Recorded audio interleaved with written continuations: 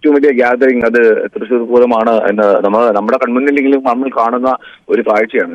അത് സഹസ്രങ്ങളാണ്, ജനസഹസ്രങ്ങൾ ഇങ്ങനെ എത്തിച്ചേരുന്ന ഒരു കാഴ്ചയാണ്. ഇപ്പോൾ ഞങ്ങൾ ആക്ച്വലി ഒരു മറവിൽ ഒളിച്ചിരിക്കുകയാണ്, വേറെ ഒന്നുമല്ല. ഇപ്പോൾ പാറമേക്കാവിന്റെ വെടിക്കെട്ട് കഴിഞ്ഞ് ആ വെടിക്കെട്ടിന്റെ അവശിഷ്ടങ്ങൾ ഇങ്ങനെ ഇങ്ങനെ പറന്ന് പറന്ന് ആളുകളുടെ തലയിലേക്ക് വീണുകൊണ്ടിരിക്കുകയാണ്. അപ്പോൾ നമ്മളൊരു മറവിൽ പിന്നെ ചേർന്ന് നിൽക്കുന്ന ഒരു ഷീറ്റിന് മുകളിൽ, ബിൽഡിങ്ങിന് മുകളിലെ ഷീറ്റിന് താഴേക്ക് ഒളിച്ചിരിക്കുന്ന പോലെ ഇരിക്കുന്ന സാഹചര്യമുണ്ടല്ലോ. അതൊന്നും ഈ പൂരപ്രേമികൾ തടസ്സമാകുന്നില്ല. തന്നെ വലിയ ആവേശം തന്നെയാണ് തൃശ്ശൂർ പൂരത്തിന് എപ്പോഴും ഉള്ളത്, നമുക്കറിയാം. അപ്പൊ അങ്ങനെ പാറമേക്കാവിന്റെ വെടിക്കെട്ട് പൂർത്തിയായി. അല്പസമയത്തിനകം തന്നെ തിരുവമ്പാടിയുടെ വെടിക്കെട്ടും ആരംഭിക്കുമെന്നാണ് മനസ്സിലാക്കേണ്ടത്.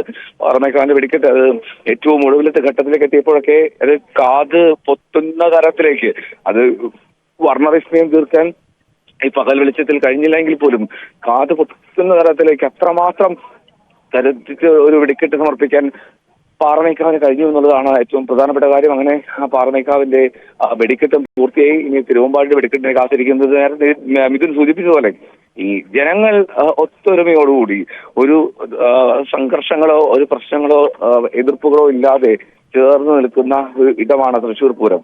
ആ തൃശ്ശൂർ പൂരത്തിൽ അത് ജാതിമത വ്യത്യാസങ്ങളില്ല, ലിംഗവർണ്ണ വ്യത്യാസങ്ങളില്ല. അവിടെ ഈ ഏത് രാത്രിയിലും ആർക്കും വരാൻ കഴിയുന്ന തരത്തിൽ അത്രമാത്രം ആളുകൾ തിങ്ങി നിറഞ്ഞെത്തുന്ന കാഴ്ച നമുക്ക് കാണാൻ കഴിയുന്നു.